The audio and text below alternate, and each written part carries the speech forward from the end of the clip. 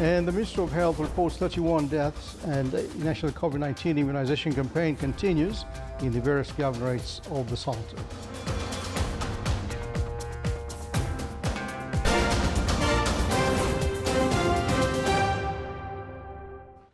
Those are the headlines, and now the news in detail.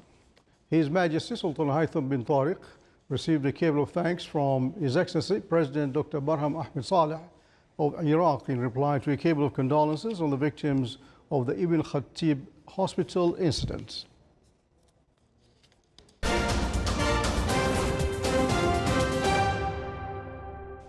His Excellency Said Badr bin Hamid Al Busaidi, Foreign Minister, reviewed aspects of joint cooperation in the economic, scientific and cultural areas with His Excellency Everest Bartolo, Minister of Foreign and European Affairs of Malta.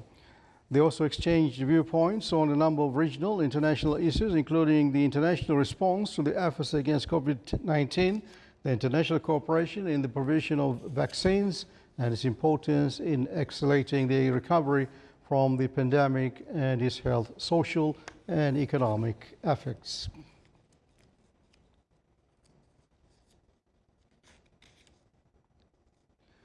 The Royal Navy of Oman celebrated the opening of the new building of the Oman National Hydrographic Office. The office was established in April 1995 to provide national hydrographic services, preserve hydrographic information, and office compile hydrographic data, issue marine and electronic charts and navigational publications of all Omani marine areas and water bodies, preserving and maintaining the National Hydrographic Archive and the various hydrographic requirements, in addition to monitoring the navigational safety of Omani water goers and providing hydrographic advice to national authorities and bodies. The ceremony was chaired by Lieutenant General Abdullah bin Khamis al-Raisi, Chief of Staff of Sultan's Armed Forces. The Ministry of Health announced 31 deaths and 2,529 new cases of COVID-19 in the Sultanate. It also registered 1,330 recovered cases. The total number of COVID-19 cases in the Sultanate reached 250,572. The total recovered cases reached 220,171 cases, and the total number of deaths reached 2,741. The minister indicated that the number of inpatients during the past 24 hours is 188, bringing the total numbers to 1,448, of which 428 are in intensive care units. The hospitals in the Sultanate increased their accommodation capacity for the rising numbers of COVID-19 patients. The medical cadres expressed their concern over the alarming situation of the pandemic. Meanwhile, in Al Khawd Hospital, there are 37 COVID-19 patients in intensive care unit. The health cadres in the hospital are exerting great efforts to treat the patients while continuously calling on the members of the community to adhere to the precautionary measures and its targeted categories to take the vaccine as soon as possible.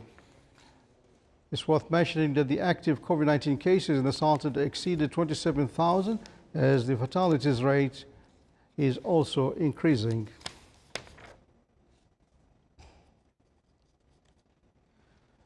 Due to the increase in coronavirus cases at Nizwa Hospital, there has been an urgent need for oxygen concentrators.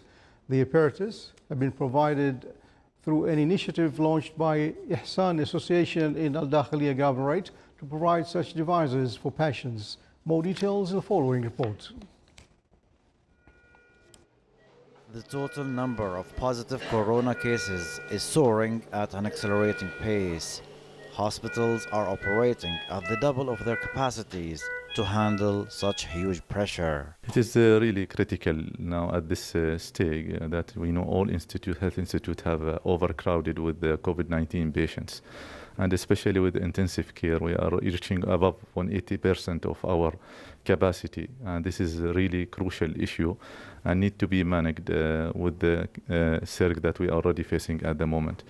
The same thing with the COVID ward, and there are a lot of cases admitted. And it is all over Oman. And it is really now, it's a critical situation, need to be managed well. Ihsan Association at Dakhaliya Governorate Branch, in collaboration with Nizwa Hospital, came up with an initiative to provide oxygen concentrator devices for COVID-19 patients who can continue treatment at home. There is no doubt to share the community with the crisis is a very crucial issue. And the support with the Ihsan organization and Nizwa Hospital with this elderly blessing is well known its impact. And especially we have started to supply oxygen concentration as home advice to reduce the crowd on the bed management inside the hospital of COVID-19. With that, we need to follow those cases with their conditions and how they are managing at home with the training. And it started their own impact to reduce some of the pressure we are facing in COVID-19 admissions. The initiative endeavored to reduce the pressure on hospitals and support medical teams' efforts. The patients and their family members are given proper training on how to utilize the oxygen concentrator device while at home. Indeed, let us all extend our helping hands to the medical teams in their noble cause to alleviate infections of coronavirus. From Nizwa Hospital, Salih Bakhalfan al-Rahbi, Dakhaliya Governorate. The Ministry of Health continues the national immunization campaign against the coronavirus in the various governorates of the Sultanates. The vaccination centers witnessed a good turnout from citizens and residents, which reflects the great societal awareness of the importance of taking the vaccine to protect themselves, their families and their community from the disease. The current stage of vaccination include the age group 45 years and over.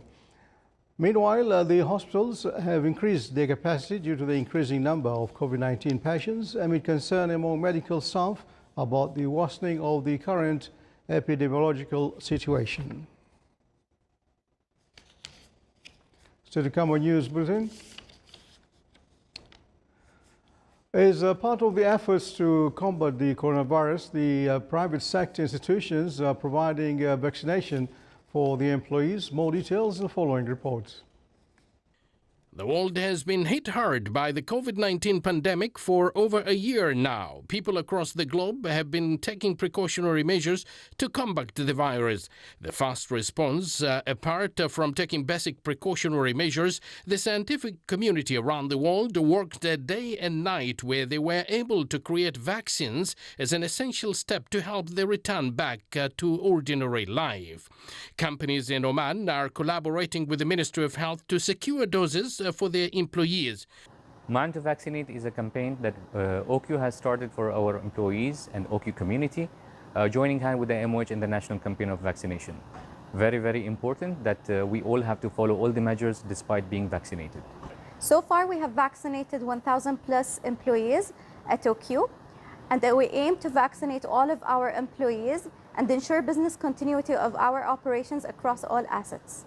This is an important campaign to help protect the workforce and the community around them. This is a fantastic initiative taken by the company to ensure that its employees are getting vaccinated.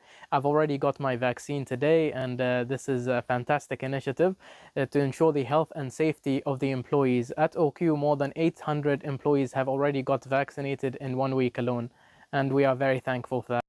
The government has been working tirelessly to secure doses for the general public to eliminate the spread of the viruses and gain a high percentage of immunity within the country's population.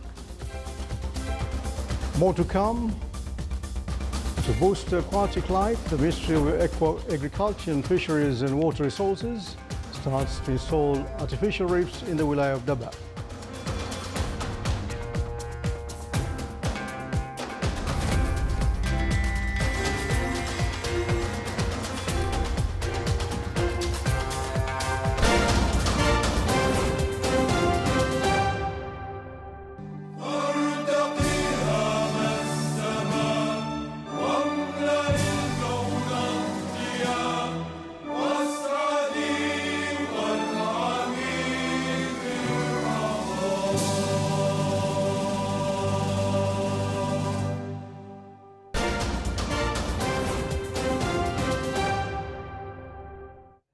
Welcome back to the news from the Sultanate Oman Television.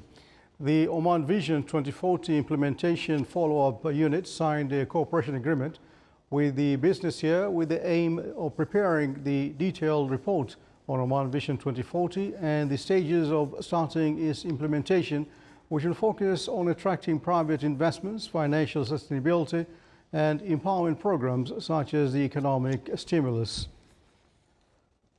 It will also focus on promoting for the Sultanate as a global investment destination by highlighting the steps it is taking towards a more sustainable future. The agreement was signed by His Excellency Talal bin Sulaiman Al-Rahbi, Deputy Head of Oman Vision 2040 Implementation Follow-up Unit.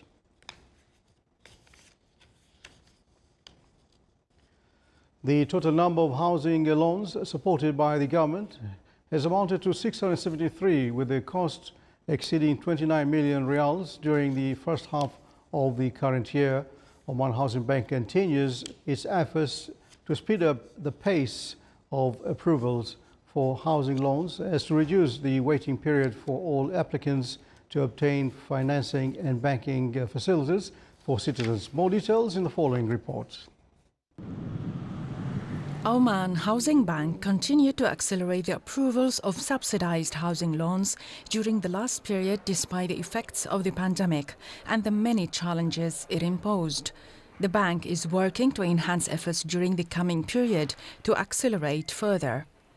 The total number of loans supported by the government and approved in the first 5 months of this year reached 673, with a total value of more than 29 million Omani riyals distributed among the 9 branches of the bank in the governorates of the Sultanate. The bank also received nearly 2,200 applications for a new loan with a total value of more than 104 million riyals. The bank is constantly working on finding appropriate solutions to reduce the waiting period for loan applicants to obtain financing and to provide banking facilities to citizens according to an appropriate time frame that helps achieve the dream of owning a suitable home. Before the end of June, the bank will officially announce the launch of its new website, which will facilitate the electronic submission of the loan application and will contribute to reducing the number of visits of loan applicants to the bank and its branches. The maximum amount of housing loans offered by the bank is 60,000 riyals, while the loan repayment period is up to 25 years and at a competitive banking and administrative fee rate that's considered the best in the local market. Oman Oil August delivery price reached $71.91 per barrel today, recording an increase by 95 cents. The average price of Oman crude oil June delivery reached $63.10 per barrel, which is lower by $1.53 compared to May delivery price. In order to boost aquatic life in the Wilayah of Daba in the Governorate of Musandam, the Ministry of Agriculture, Fisheries and Water Resources started to install artificial coral reefs, and we have a report on that.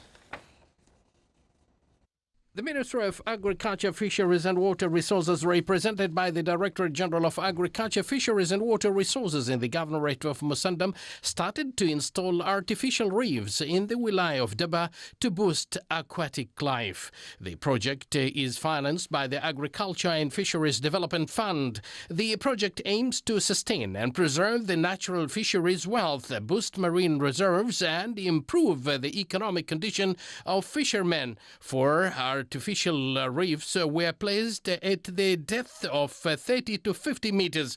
Coral reefs are some of the most diverse ecosystems in the world. They provide a safe environment for a multitude of marine species and are suitable habitats to most benthic species. The implementation of the project in the Wilayah of Daba is aimed to meet the increase in the number of fishermen and the limited area of natural coral reefs, as well as the increased fishing activities in these areas, which caused maritime pollution and destruction of coral reefs.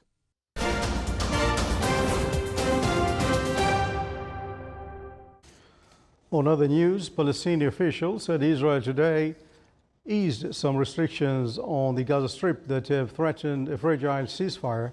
Hamas, however, said the move was an attempt by Israel to pressure the group into making concessions. The officials say 11 truckloads of cloths were exported through Kerem Shalom crossing for the first time in 40 days. Yesterday, Israel said it will allow limited agricultural export from Gaza. The easing also included the resumption of mail service and in and out of Gaza. Since the 11-day war in May between Israel and Gaza's Hamas leaders, thousands of Gazan passports and other essential paperwork has backed up. Other restrictions by Israel remain in place and are taking a toll on different sectors in Gaza.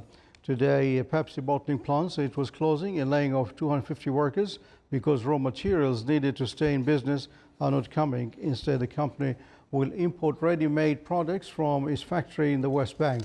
Yesterday, Israel's new Prime Minister, Naftali Bennett, warned Hamas that Israel would not tolerate even minor attacks from Gaza.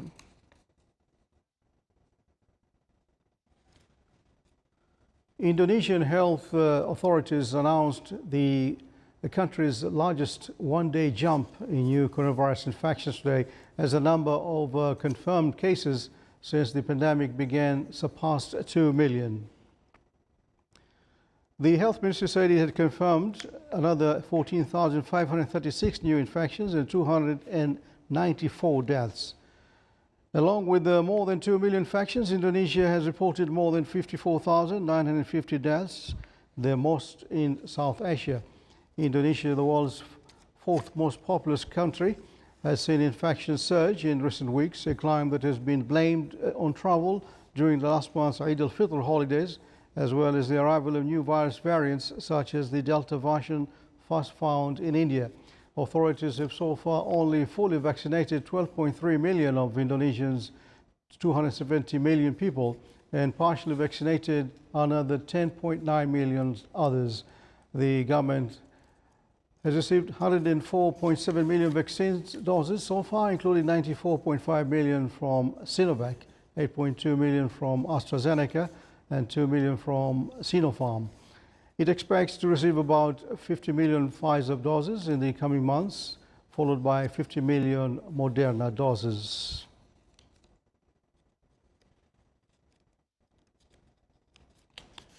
Stefan Löfven, Sweden's Social Democratic Prime Minister since 2014, lost a confidence vote in Parliament today amid a housing crisis and skyrocketing real estate prices, making him the first Swedish government leader ever to lose such a motion. The vote was initiated by the small Left Party, an ally of the minority government that is not in the two-party centre-left coalition, but had provided the votes to pass legislation. The Left Party said it had lost confidence in Löfven over a proposal for the abolition of rent controls on new built properties. Sweden has strict regulations on rents aimed at maintaining affordable prices in larger cities. However, this disincentivizes property developers from building new homes for the rental market. People needing to rent a home can find themselves waiting for years for a contract, and buying property is increasingly hard amid soaring home prices. However, the last party fears that deregulating the rental market will lead to rapid price increases and deeper segregation between rich and poor. The Prime Minister has 1 week to decide whether to call an early elections. You're watching the Sultan of Oman television. Before tonight's bulletin, here are the main points once again. His Excellency the Foreign Minister reviews with the Minister of Foreign and European Affairs of Malta aspects of bilateral cooperation and international response to efforts against COVID-19. The Royal Navy of Oman marks the opening of the new building of the Oman National Hydrographic Center. And the Ministry of Health reports 31 deaths, and the national COVID-19 immunization campaign continues the various governorates of the Sultanate. And with that, we come to the end of tonight's news bulletin from all of us here in the newsroom and the studios. Stay safe and good night.